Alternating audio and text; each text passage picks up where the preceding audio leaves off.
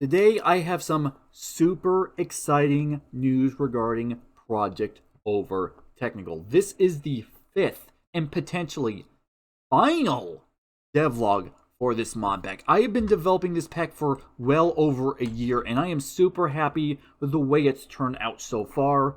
And with the minor updates that have been happening under the hood recently, I feel like at this point in time, once the stuff in the background is actually 100% done, I will be ready to send out private alpha testing. I am that confident at this point. So let's go ahead and discuss what's been changed and what changes are to be expected with this version of the mod pack. So welcome back to yet another Project OverTechnical devlog.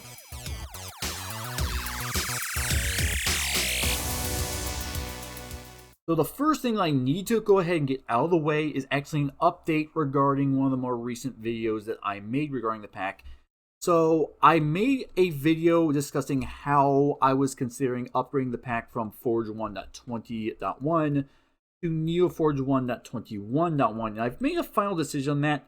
We are going to be staying on 1.21, and there's a reason why.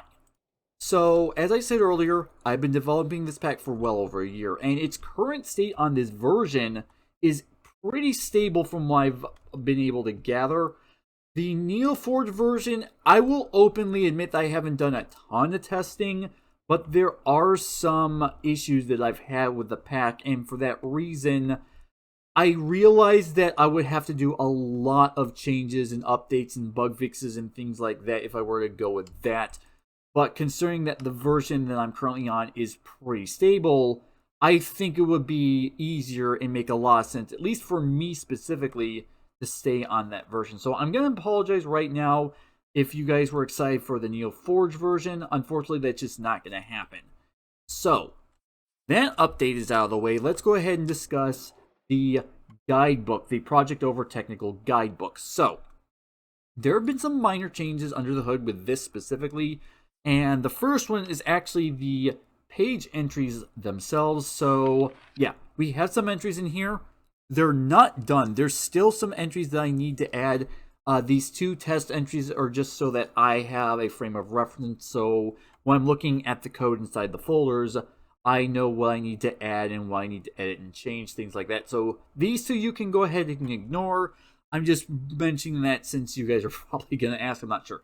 But you have some very basic little bits of information that you can go ahead and go through and learn a little bit about the pack itself. And I want to go and briefly mention that the guidebook is not like a quest book or giving you detailed instructions on how any of the mods work. This is just simply some basic tips and tricks regarding certain things that you may or may not know about some of these mods already. So do keep that in mind. It's not going to like guide you as far as what you need to do in the pack or anything like that.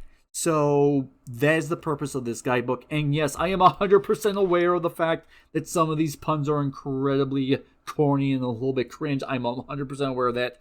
That is done on purpose. So that's what's going on with the guidebook. But that's not all that's done regarding the guidebook. There's actually a few more changes that have been happening with that. So the first change is that I installed a mod called Taxi, and that allows you to install custom recipes, custom advancement stuff, custom textures, things like that.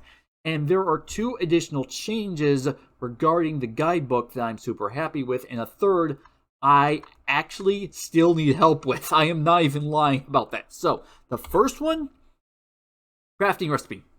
You guys should have probably seen that coming, I have well imagined. So, this is the crafting recipe, regular vanilla book, zinc ingot, and a basic control circuit with mechanism. And if you're not familiar with mechanism, I'm not going to go over absolutely everything, but this is the recipe. You need an infuser from mechanism. It's not complicated by any stretch of the imagination, but that is the recipe that I felt was appropriate for this book, and it's shapeless, so you don't even need a crafting table. You don't need it in any configuration.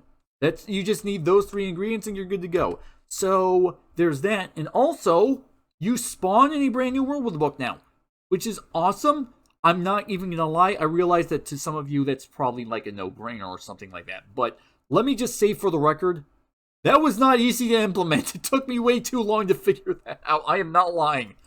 So yeah, you get the book by default, you can craft the book, you have the entries in the book, but there's one final aspect to the book that I am still having trouble with, and if you guys can help me out down in the comments, I would actually appreciate it.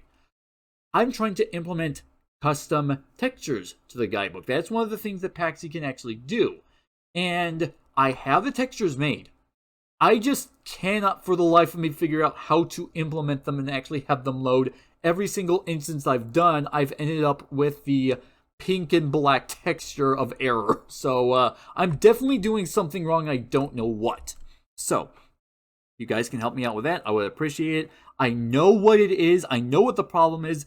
I just do not know how to implement it into the code directly. So I'm going to showcase at the very least what the texture of the book is supposed to be. This is what the texture is on screen. Essentially what it is, it's a book, but the book cover itself is a circuit board with a couple of LEDs. This is the final texture that I have planned for it, but it's not quite done because I want to go ahead and make it animated. And from what I understand, it's not really that complicated to add in an animated texture for something, but what I'm going to end up implementing is the LEDs are going to flash periodically, and every so often there's going to be sparks going across the actual circuit board itself. So nothing terribly complicated, just adding a little extra flair, but that's what I have planned. And again, I'm having so much issues trying to actually get it coded into the book. I know it's going to be implemented into the book.json for those of you who are technically inclined.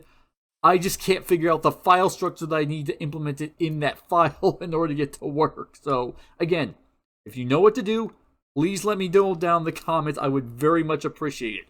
But there is one final change to this pack, and I can't even showcase it, and I'm not going to go and give spoilers to it. And there's actually a very good reason for that. So there's a mod in this pack called North Star X Mechanism, or Mechanism X North Star. Regardless of how you word it, it's exactly the same mod. Essentially what it does is it allows you to have compatibility between North Star and Mechanism. For example, you can actually use Mechanism Oxygen and Hydrogen to either breathe in space with North Star or fuel your rockets. So that's one basic example. You also have new upgrades that you can add to your robotic mech suit from Mechanism to turn it into a spacesuit. I'm not going into details on this specific video, but that is what the purpose of the mod is. That being said, I've been talking directly with the developer, Wolfie, about the actual mod update, and they did actually end up updating it for the 1.21.1 version on NeoForge, but not the 1.20.1 version that I'm running. And apparently that's because they had some IRL stuff going on, which is 100% fine. I'm not going to deny that. That's actually understandable. That being said, I was talking with them, and they're currently working on a new update to add in a few new features. And I will not discuss it in this video. I'm going to wait until it's added. I'm not going to discuss it once it's added regardless, because that's spoilers. But what I am going to say is that there's going to be some brand new features regarding that mod that I am excited about. Again, I've been working with Wolfie at least a little bit regarding that, and I'm happy that I'm able to give some feedback on it. And Wolfie, if you're watching this video, do not rush the code. I am serious. I think you know why I'm serious. I've been on other servers and currently on other servers where mod develop is an important thing, and I've experienced firsthand what happens when code goes awry. In fact, one of the servers I'm on had that happen recently. So, yeah, do not rush it. Take your time. I will be waiting on it. If you want me to play test it, I will definitely do that. That's completely up to you. Maybe not necessarily play test on this pack as a whole, but I will definitely give it a run if you need me to.